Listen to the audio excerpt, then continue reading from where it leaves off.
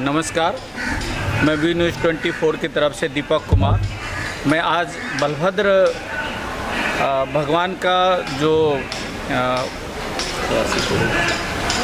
वार्षिक पूजनोत्सव है जो पंजाबी बाग के योग निकेतन में, मैं वहाँ पर आया हूँ। और आज मैं जो आइका के जो अध्यक्ष है श्री कमलेश कुमार जी से मैं इसके बारे में थोड़ा जानना चाहता हूँ कि ये क्या पर्व है और कैसा त्यौहार है और क्यों मनाते हैं और कब से मनाया जाता है और इसका क्या महत्व है। तो कमलेश जी नमस्कार। नमस्कार। ये जो आज यहाँ पे एक प्रोग्राम हो रहा है वो कैसा प्रोग्राम हो रहा है? ये बलभद्र सहस्त्रार्जुन का वार्षिक पूजनोत्सव है। वास्तव में बलभद्र भगवान जो कृष्ण के बड़े भाई थे, उनका यह जन्म पखवाड़ा है। तो जो 15 दिन का एक पखवाड़ा होता है, उस 15 दिन के पखवाड़े को हम लोग जन्म पखवाड़ा या जन्मोत्सव के रूप में मनाते हैं। और आज उसी के तहत, चूँकि रविवार को दिल्ली NCR में छुट्टी का दिन होता है, अधिकांश लोगों की उपस्थिति होती है और सभी की इच्छा भी होती है कि रविवार को है, तो उसी के तहत आज रविवार का दिन वो चुना गया है। लेकिन हमने तो जहाँ तक देखा कि पूरे भारतवर्ष में लगभग 5 सितंबर के दिन में बलभद्र महोत्सव मनाया गया है, तो आप इतना लेट किए? जैसा मैंने बताया कि यह पखवाड़ा होता है, पूरे 15 दिन का पखवाड़ा है। तो इस पखवाड़े के बाद पितृपक्ष स्टार्ट हो जाता है। तो पितृपक्ष के पहले का जो पखवाड़ा है 15 दिन का, तो यह पखवाड़ा करीब 13 दिन का इस बार पड़ रहा है। तो इस 13 दिन के में अलग अलग जगह पर अलग अलग समय पे हर जगह की स्थिति अलग अलग होती है। जैसे कोई बाजार है, वहाँ पे मंगलवार की छुट्टी होती है, तो वहाँ पर मंगलवार को इस पर्व का या इस पूजनोत्सव का आयोजन करते हैं। कहीं पे शुक्रवार को छुट्टी है उस समाज की या उस संस्था की या उस क्षेत्र में बाजार बंद है।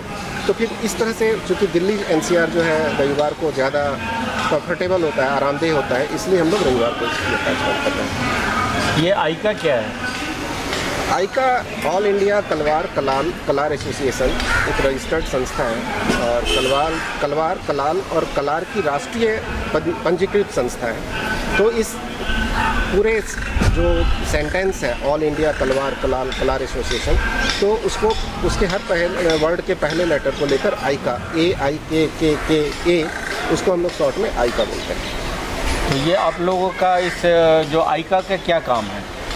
आइका एक सामाजिक संस्था है। सबसे पहला इसका काम है कि जो हमारी समाज है, जो हमारी बिरादरी है, जो कम्युनिटी है, उसमें जागृति पैदा करना, उनके बीच कम्युनिकेशन, फर्स्ट स्टेज हमारा है कम्युनिकेशन स्टार्ट करना, संवाद स्थापित करना। उसके बाद इस समाज के लिए इस बिरादरी को किस तरह से आगे बढ़ाया जाए, समाज कैसे प्रयत्नशील हो, आगे बढ़े, इन सब चीज़ों पर हमारा मुख्य फोकस है, मुख्य ध्यान है। तो क्या आप अपने आप को एकमात्र जो कलवार जो संस्था है उसका आप लोग एसोसिएशन मानते कि पूरे भारत में इकलौता आपकी संस्था ही है? नहीं, देखा जाए तो भारत में यह इकलौती संस्था नहीं है, लेकिन भारत में मेरा अनुमान है कि सैकड़ों की संख्या में इस तरह की संस्थाएं हैं और संस्थाओं का होना अच्छी बात है, क्योंकि जब संस्थाएं होती हैं तो वह व्यक्तियों का समूह होता है। यदि व्यक्ति विशेष के तौर पे देखें तो पूरे भारतवर्ष में हमारी आबादी लगभग 10 करोड़ है। संस्था के आधार पर देखें तो पूरे भारतवर्ष में लगभग 1000 संस्थाएं होंगी। तो 10 करोड़ लोगों से संवाद स्थापित करने की अपेक्षा ज़्यादा आसान है 1000 संस्थाओं के बीच आपस में संवाद स्थापित। तो उस 1000 संस्था से संवाद स्थापित करने का मतलब है कि यदि आप 10 करोड़ नहीं 70% भी देखा जाए तो 7 करोड़ लोगों के साथ आपने संवाद स्थापित कर लिया। इसलिए संस्थाएं जितनी बनती है अच्छी बात है, लेकिन उनके बीच आपस में संवाद हो, कम्युनिकेशन हो और एक दूसरे की विचारों के आधार पर एक दूसरे का सम्मान करें, मुख्य उद्देश्य है। लेकिन जहाँ तक हमें जानकारी, अभी आपने बताया 10 करोड़, लेकिन मुझे जो जानकारी है, मेरे पास जो डाटा हो तो पूरे भारतवर्ष में 25 करोड़ की है। ऐसा डाटा सब कुछ पूर्वानुमान के आधार पर ही है। जो सेंसस है, जातिगत जनगणना जिसकी हम बात करते हैं, 1901 के बाद तो हुई नहीं है। तो 1901 का जो डाटा है जातिगत जनगणना, उसको और जो भारत की आज जो 2001 का जो सेंसस है, उसके आधार पर भी आप एक प्रोपोर्शन अनुपात निकालते हैं। तो उस अनुपात, चूँकि जनसंख्या जिस हिसाब से बढ़ी है उसी हिसाब से हमारी बिरादरी की आबादी भी बढ़ी है। अनुपात लगभग समान रहा होगा, थोड़ा बहुत ऊपर नीचे हो सकता है। तो उस अनुपात के आधार पर देखें तो मेरा जो कैलकुलेशन कहता है, गणना कहती है, वह 10 से 12 करोड़ की बनती है। इसमें आप कौन कौन लोगों को, किन किन जातियों का आपने गणना किया है? जैसे पूरे भारत में कलवार समुदाय के 375 जातियाँ हैं। नहीं, यह वास्तव में एक भ्रम है। कि 375 जातियाँ हैं, करीब करीब 600 उपनाम है, टाइटल जिसको हम लोग बोलते हैं। उसी को हम जो बोल रहे हैं 375 जो जातियों में उपनाम में वर्ग में जो बढ़ चुका है, जिसका जो लोग हैं जो बहुत सारे, जैसे पंजाब में कुछ और बोलते हैं, कश्मीर में कुछ और बोलते हैं, साउथ में कुछ और कहते हैं, मध्य प्रदेश में कुछ और बोलते हैं, बिहार में कुछ और बोलते हैं, नेपाल में भी कुछ और कहते हैं, जैसे अपने अपने टाइटल पर है तो सब कलवार का ही जो वंश से निकला हुआ है।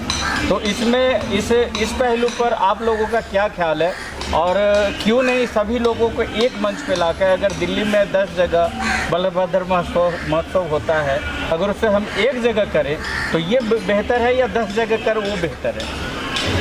निश्चित रूप से एक जगह हो तो ज़्यादा बेहतर है, लेकिन एक जगह होने के लिए भी तो यह ज़रूरी है कि समाज पहले संगठित हो। यदि अलग अलग क्षेत्रों में हो रहा है तो कम से कम ये तो है कि उन क्षेत्रों में समाज का संगठन बनता जा रहा है।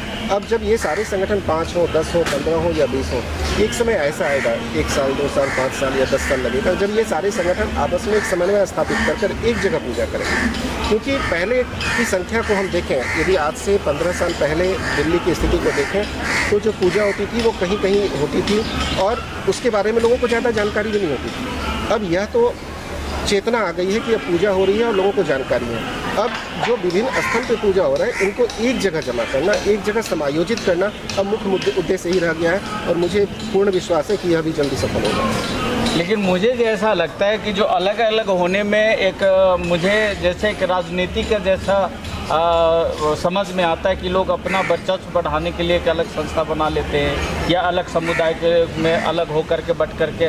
आज जैसे आज के दिन में मेरे ख्याल दिल्ली में 4 से 5 जगहों पर बलभद्र महोत्सव मनाया जा रहा है, जो कि मंगलापुरी में भी है, पांडु नगर में भी है, और आपका महावीर इनक्लेव है, मंगलापुरी है, और आपके यहाँ पे है। तो ये मनाया जा रहा है। तो इस तरह से मैंने उन लोगों से भी बात किया कि आप लोग एक जगह क्यों नहीं होता, कि एक जगह होने से बहुत विशाल स्तर पे होगी, और हमारी जो कलवार समुदाय के जो लोगों की एक उपस्थिति जो सरकार के पास में हो, अगर हम छोटे छोटे टुकड़ों में इसको करते हैं और उसको एक जगह करते तो सरकार भी जानेंगे कि हाँ इतनी बड़ी आबादी के लोग भी यहाँ रहते हैं। ऐसे करने से तो मेरे ख्याल आवाज़ तो आपकी कहीं तक नहीं जा सकती। नज़रिया बदलने की ज़रूरत है। दिल्ली एक प्रदेश है, 70 विधानसभा क्षेत्र है। 70 विधानसभा क्षेत्र में 4 जगह मात्र पूजा हो रही है। इसको इस रूप में क्यों नहीं देख सकते हैं कि 70 विधानसभा क्षेत्र में मात्र 4 जगह पूजा हो रही है? इसका मतलब है कि लगभग 15 से 17 कॉन्स्टिट्यूएंसी के ऊपर एक पूजा हो रही है। आप किसी भी राज्य की स्थिति को पलट कर देख लें, यदि 17 विधायक के ऊपर एक जगह पूजा हो रही है तो क्या यह संगठन की एकता का परिचय नहीं है? या निश्चित रूप से संगठन, बस देखने का नज़रिया बदलना चाहिए। दिल्ली को एक प्रदेश के रूप में देखना चाहिए। लेकिन जो हमने ये देखा है कि संस्थाएं तो बहुत सारी बनती हैं, पर जिस तरह से बनती उस तरह से ख़त्म भी हो जाती हैं।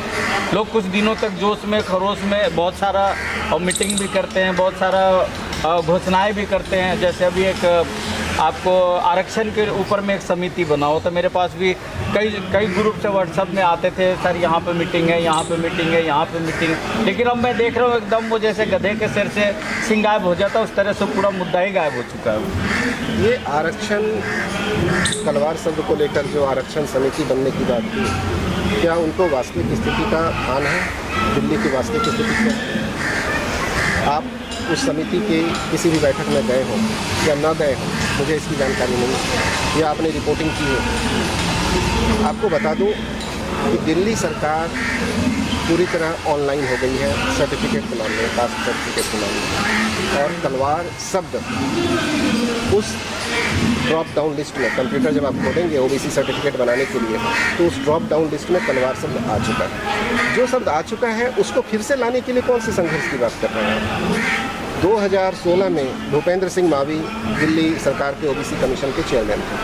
हमने आइका के समारोह में उनको मुख्य अतिथि बनाया था। 36 पेज का डोजियर दिया था, जिसमें अदालतों के निर्णय, कमीशन के निर्णय की बात कर रहा हूँ मैं, सर्वे की बात नहीं कर रहा, उनकी फाइंडिंग्स की बात कर रहा हूँ। फाइंडिंग्स, अलग अलग क्षेत्र की स्थिति की जानकारी, इस तरह से पूरे 36 पेज का एक उनको डोजियर दिया गया था, और सार्वजनिक रूप से मंच से हमने उनको सौंपा था। उन्होंने हमसे वादा किया था कि बहुत जल्द इस पर कार्रवाई होगी, और मुझे खुशी के साथ आज ये कहना पड़ रहा है कि दिल्ली सरकार की ओबीसी लिस्ट में तलवार शब्द आ चुका है। अच्छा, तो ये मतलब एक भ्रम है जो लोग बात कह रहे हैं कि सिर्फ जसवाल ही है, जसवाल है, कलवार नहीं है। अब मान लीजिए कि किसी को अपने बच्चे को सर्टिफिकेट बनवाना हो कलवार जाति के नाम से, तो आज के समय में बनेगा वो ओबीसी सर्टिफिकेट? बिल्कुल बनेगा। मैंने खुद अपना अप्लाई किया हुआ है बनाने के लिए। उसके साथ कुछ टेक्निकल जो इशूज है वो ये है कि आपका पहले से कोई कलवार से संबंधित सर्टिफिकेट होना चाहिए, वो किसी भी राज्य का, पहली बात। दूसरी बात, यदि आप 1993 के पहले के दिल्ली में निवासी हैं तो उसकी स्थिति अलग है। यदि 1993 के बाद के आप निवासी हैं और सपोज आप यूपी, बिहार, पश्चिम बंगाल कहीं पे भी आपका कलवार नाम से सर्टिफिकेट बना हुआ है, आप वो सर्टिफिकेट दिल्ली सरकार को दें। दिल्ली सरकार, चूँकि पहले सर्टिफिकेट मैनुअल बनते थे, तो दिल्ली सरकार वेरिफिकेशन के लिए लेटर संबंधित जिला मुख्यालय को भेजती है। वहाँ से यदि आपका वो सत्यापन होकर आ जाता है कि यह सर्टिफिकेट जेन्युइन है, ओरिजिनल है, तो फिर उस सर्टिफिकेट के आधार पे आपको दिल्ली में कलवार का आरक्षण मिलेगा। अब जैसे जो लोग 93 से पहले है उन लोगों को कुछ देने की ज़रूरत नहीं है। बस 2 मिनट। तो एक अभी बहुत बड़ी एक खबर आ रही है। कभी मैं बिहार गया था तो वहाँ पे मुझे सुनने को आया कि कलवार लोगों का दिल्ली में बहुत बड़ा धर्मशाला बना है। तो क्या ये सत्य है? धर्मशाला बना नहीं है, धर्मशाला था। और आज की तारीख में बाज़ार के वैल्यू के हिसाब से देखूं, मैं गलत भी हो सकता हूं, जो जानकार लोग होंगे इसको सही करेंगे। आज की तारीख में उस धर्मशाला की कीमत कुछ भी नहीं तो 100 करोड़ से ऊपर की होगी। और यह धर्मशाला कालका जी मंदिर के पास है। कालका जी मंदिर के पास लगभग 40-50 बड़े बड़े कमरों की धर्मशाला। लेकिन आपसी लड़ाई के कारण मुकदमा कोर्ट में चल रहा है। फिर दोनों पक्ष ने अपने अपने तरीके से जो भी उस धर्मशाला के साथ किया, आज उस पर किसी और का कब्जा है और पूरी तरह किसी और का कब्जा है। लेकिन वह मामला फिर भी अदालत में चल रहा है, फिजिकल रूप से किसी और का कब्जा है। धन्यवाद। तो आज के लिए बस इतना ही। ये थे हमारे आइका दिल्ली प्रदेश के राष्ट्रीय आइका के जो राष्ट्रीय अध्यक्ष है कमलेश जी। मेरी उनसे बातें हो रही थी और बहुत विषयों में बात हुआ है। तो आज समय की कमी के कारण हम लोग अपना जो ये बातें यहीं पर विश्राम देते हैं और आगे फिर इनसे समय समय पर मिल कर के इनसे हम नमस्कार, मैं वी न्यूज़ 24 की तरफ से दीपक कुमार। मैं आज बलभद्र भगवान का जो वार्षिक पूजनोत्सव है जो पंजाबी बाबा के योग निकेतन में, मैं वहाँ पर आया हूँ। और आज मैं जो आइका के जो अध्यक्ष है श्री कमलेश कुमार जी से मैं इसके बारे में थोड़ा जानना चाहता हूँ कि ये क्या पर्व है और कैसा त्यौहार है और क्यों मनाते हैं और कब से मनाया जाता है और इसका क्या महत्व है। तो कमलेश जी नमस्कार। नमस्कार। ये जो आज यहाँ पे एक प्रोग्राम हो रहा है वो कैसा प्रोग्राम हो रहा है? ये बलभद्र सहस्त्रार्जुन का वार्षिक पूजनोत्सव है। वास्तव में बलभद्र भगवान जो कृष्ण के बड़े भाई थे, उनका यह जन्म पखवाड़ा है। तो जो 15 दिन का एक पखवाड़ा होता है, उस 15 दिन के पखवाड़े को हम लोग जन्म पखवाड़ा या जन्मोत्सव के रूप में मनाते हैं। और आज उसी के तहत, चूँकि रविवार को दिल्ली NCR में छुट्टी का दिन होता है, अधिकांश लोगों की उपस्थिति होती है और सभी की इच्छा भी होती है कि रविवार को है, तो उसी के तहत आज रविवार का दिन वो चुना गया है। लेकिन हमने तो जहाँ तक देखा कि पूरे भारतवर्ष में लगभग 5 सितंबर के दिन में बलभद्र महोत्सव मनाया गया है, तो आप इतना लेट क्यों? जैसा मैंने बताया कि यह पखवाड़ा होता है, पूरे 15 दिन का पखवाड़ा है। तो इस पखवाड़े के बाद पितृपक्ष स्टार्ट हो जाता है। तो पितृपक्ष के पहले का जो पखवाड़ा है 15 दिन का, तो यह पखवाड़ा करीब 13 दिन का इस बार पड़ रहा है। तो इस 13 दिन के में अलग अलग जगह पर अलग अलग समय पे हर जगह की स्थिति अलग अलग होती है। जैसे कोई बाजार है, वहाँ पे मंगलवार की छुट्टी होती है, तो वहाँ पर मंगलवार को इस पर्व का या इस पूजनोत्सव का आयोजन करते हैं। कहीं पे शुक्रवार को छुट्टी है उस समाज की या उस संस्था की या उस क्षेत्र में बाजार बंद है। तो फिर इस तरह से, चूँकि दिल्ली NCR जो है रविवार को ज़्यादा कंफर्टेबल होता है, आरामदेह होता है, इसलिए हम लोग रविवार को इसकी कार्यक्रम करते हैं। ये आइका क्या है? आइका ऑल इंडिया कलार एसोसिएशन एक रजिस्टर्ड संस्था है और कलाल और कलार की राष्ट्रीय पंजीकृत संस्था है। तो इस पूरे जो सेंटेंस है ऑल इंडिया कलार एसोसिएशन, तो तो उसको उसके हर पहले वर्ड के पहले लेटर को लेकर आइका, AIKKA, उसको हम लोग शॉर्ट में आइका बोलते हैं। तो ये आप लोगों का इस जो आइका का क्या काम है? आइका एक सामाजिक संस्था है। सबसे पहला इसका काम है कि जो हमारी समाज है, जो हमारी बिरादरी है, जो कम्युनिटी है, उसमें जागृति पैदा करना, उनके बीच कम्युनिकेशन, फर्स्ट स्टेज हमारा है कम्युनिकेशन स्टार्ट करना, संचार, संवाद स्थापित करना। उसके बाद इस समाज के लिए इस बिरादरी को किस तरह से आगे बढ़ाया जाए, समाज कैसे प्रयत्नशील हो, आगे बढ़े, इन सब चीज़ों पर हमारा मुख्य फोकस है, मुख्य ध्यान है। तो क्या आप अपने आप को एकमात्र जो कलवार जो संस्था है उसका आप लोग एसोसिएशन मानते हैं कि पूरे भारत में इकलौता आपकी संस्था ही है? नहीं, देखा जाए तो भारत में यह इकलौती संस्था नहीं है, लेकिन भारत में मेरा अनुमान है कि सैकड़ों की संख्या में इस तरह की संस्थाएं हैं और संस्थाओं का होना अच्छी बात है, क्योंकि जब संस्थाएं होती हैं तो वह व्यक्तियों का समूह होता है। यदि व्यक्ति विशेष के तौर पे देखें तो पूरे भारतवर्ष में हमारी आबादी लगभग 10 करोड़ है। संस्था के आधार पर देखें तो पूरे भारतवर्ष में लगभग 1000 संस्थाएं होंगी। तो 10 करोड़ लोगों से संवाद स्थापित करने की अपेक्षा ज़्यादा आसान है 1000 संस्थाओं के बीच आपस में संवाद स्थापित। तो उस 1000 संस्था से संवाद स्थापित करने का मतलब है कि यदि आप 10 करोड़ नहीं 70% भी देखा जाए तो 7 करोड़ लोगों के साथ आपने संवाद स्थापित कर लिया। इसलिए संस्थाएं जितनी बनती हैं अच्छी बात है, लेकिन उनके बीच आपस में संवाद हो, कम्युनिकेशन हो और एक दूसरे की विचारों के आधार पर एक दूसरे का सम्मान करें, मुख्य उद्देश्य है। लेकिन जहाँ तक हमें जानकारी, अभी आपने बताया 10 करोड़, लेकिन मुझे जो जानकारी है, मेरे पास जो डाटा है वो तो पूरे भारतवर्ष में 25 करोड़ की है। ऐसा डाटा सब कुछ पूर्वानुमान के आधार पर ही है। जो सेंसस है, जातिगत जनगणना जिसकी हम बात करते हैं, 1901 के बाद तो हुई नहीं है। तो 1901 का जो डाटा है जातिगत जनगणना, उसको और जो भारत की आज जो 2001 का जो सेंसस है उसके आधार पर भी आप एक प्रोपोर्शन, अनुपात निकालते हैं। तो उस अनुपात, चूँकि जनसंख्या जिस हिसाब से बढ़ी है उसी हिसाब से हमारी बिरादरी की आबादी भी बढ़ी है। अनुपात लगभग सेम समान रहा होगा, थोड़ा बहुत ऊपर नीचे हो सकता है। तो उस अनुपात के आधार पर देखें तो मेरा जो कैलकुलेशन कहता है, गणना कहती है, वह 10 से 12 करोड़ की बनती है। इसमें आप कौन कौन लोगों को, जो किन किन जातियों का आपने गणना किया है? जैसे पूरे भारत में कलवार समुदाय के 375 जातियाँ हैं। नहीं, यह वास्तव में एक भ्रम है कि 375 जातियाँ हैं। करीब करीब 600 उपनाम है, टाइटल जिसको हम लोग बोलते हैं। उसी को हम जो बोल रहे हैं 375 जो जातियों में, उपनाम में, वर्ग में जो बढ़ चुका, जिसका जो लोग हैं, जो बहुत सारे, जैसे पंजाब में कुछ और बोलते हैं, कश्मीर में कुछ और बोलते हैं, साउथ में कुछ और कहते हैं, मध्य प्रदेश में कुछ और बोलते हैं, बिहार में कुछ और बोलते हैं, नेपाल में भी कुछ और कहते हैं, जैसे अपने अपने टाइटल पर है। तो सब कलवार का ही जो वंश से निकला हुआ है। तो इसमें इस पहलू पर आप लोगों का क्या ख्याल है, और क्यों नहीं सभी लोगों को एक मंच पे लाकर, अगर दिल्ली में 10 जगह बलभद्र महोत्सव होता है, अगर उसे हम एक जगह करें तो ये बेहतर है या 10 जगह कर वो बेहतर है? निश्चित रूप से एक जगह हो तो ज़्यादा बेहतर है, लेकिन एक जगह होने के लिए भी तो यह ज़रूरी है कि समाज पहले संगठित हो। यदि अलग अलग क्षेत्रों में हो रहा है तो कम से कम ये तो है कि उन क्षेत्रों में समाज का संगठन बनता जा रहा है।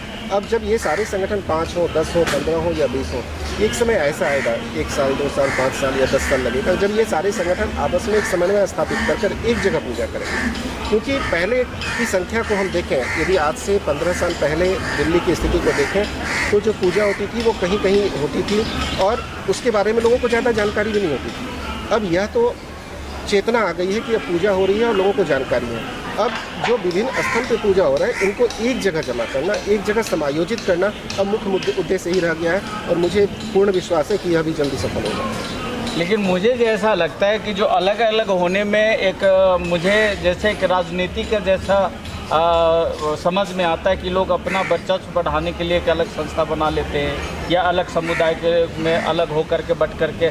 आज जैसे आज के दिन में मेरे ख्याल दिल्ली में 4 से 5 जगहों पर बलभद्र महोत्सव मनाया जा रहा है, जो कि मंगलापुरी में भी है, पांडु नगर में भी है, और आपका जो महावीर इनक्लेव है, मंगलापुरी है, और आपके यहाँ पे है। तो ये मनाया जा रहा है। तो इस तरह से मैंने उन लोगों से भी बात किया कि आप लोग एक जगह क्यों नहीं होता, कि एक जगह होने से बहुत विशाल स्तर पे होगी और हमारी जो कलवार समुदाय के जो लोगों की एक उपस्थिति जो सरकार के पास में हो, अगर हम छोटे छोटे टुकड़ों में इसको करते हैं और उसको एक जगह करते तो सरकार भी जानेंगे कि हाँ इतनी बड़ी आबादी के लोग भी यहाँ रहते हैं। ऐसे करने से तो मेरे ख्याल आवाज़ तो आपकी कहीं तक नहीं जा सकती। नज़रिया बदलने की ज़रूरत है। दिल्ली एक प्रदेश है, 70 विधानसभा क्षेत्र है। 70 विधानसभा क्षेत्र में 4 जगह मात्र पूजा हो रही है। इसको इस रूप में क्यों नहीं देख सकते हैं कि 70 विधानसभा क्षेत्र में मात्र 4 जगह पूजा हो रही है? इसका मतलब है कि लगभग 15 से 17 कॉन्स्टिट्यूएंसी के ऊपर एक पूजा हो रही है। आप किसी भी राज्य की स्थिति को पलट कर देख लें, यदि 17 विधायक के ऊपर एक जगह पूजा हो रही है तो क्या यह संगठन की एकता का परिचय नहीं है? या निश्चित रूप से संगठन, बस देखने का नज़रिया बदलना चाहिए। दिल्ली को एक प्रदेश के रूप में देखना चाहिए। लेकिन जो हमने ये देखा है कि संस्थाएं तो बहुत सारी बनती हैं, पर जिस तरह से बनती उस तरह से ख़त्म भी हो जाती हैं। लोग कुछ दिनों तक जोश में खरोश में बहुत सारा और मीटिंग भी करते हैं, बहुत सारा घोषणाएं भी करते हैं। जैसे अभी एक आपको आरक्षण के ऊपर में एक समिति बनाओ, तो मेरे पास भी कई ग्रुप से व्हाट्सएप में आते थे, सर यहाँ पे मीटिंग है, यहाँ पे मीटिंग है, यहाँ पे मीटिंग है। लेकिन अब मैं देख रहा हूँ एकदम वो जैसे गधे के सिर से सिंह गायब हो जाता, उस तरह से पूरा मुद्दा ही गायब हो चुका है।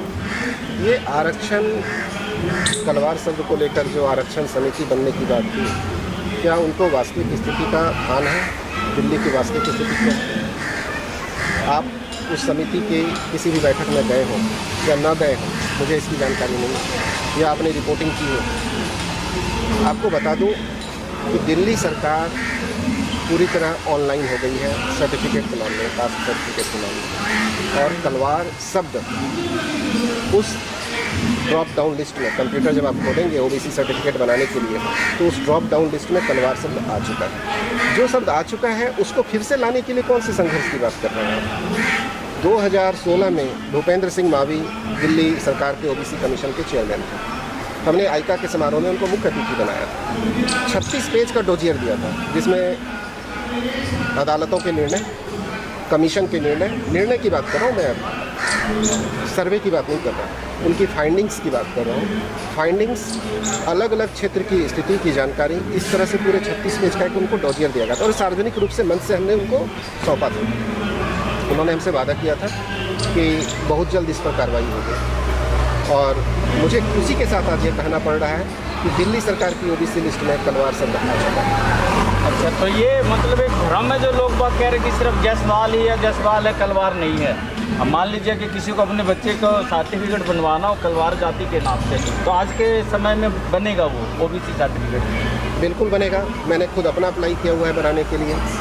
उसके साथ कुछ टेक्निकल जो इशूज हैं वो ये है कि आपका पहले से कोई कलवार से संबंधित सर्टिफिकेट होना चाहिए, वो किसी भी राज्य का, पहली बात। दूसरी बात, यदि आप 1993 के पहले के दिल्ली में निवासी हैं तो उसकी स्थिति अलग है। यदि 1993 के बाद के आप निवासी हैं और सपोज आप यूपी, बिहार, पश्चिम बंगाल कहीं पे भी आपका कलवार नाम से सर्टिफिकेट बना हुआ है, आप वो सर्टिफिकेट दिल्ली सरकार को दें। दिल्ली सरकार, चूँकि पहले सर्टिफिकेट मैनुअल बनते थे, तो दिल्ली सरकार वेरिफिकेशन के लिए लेटर संबंधित जिला मुख्यालय को भेजती है।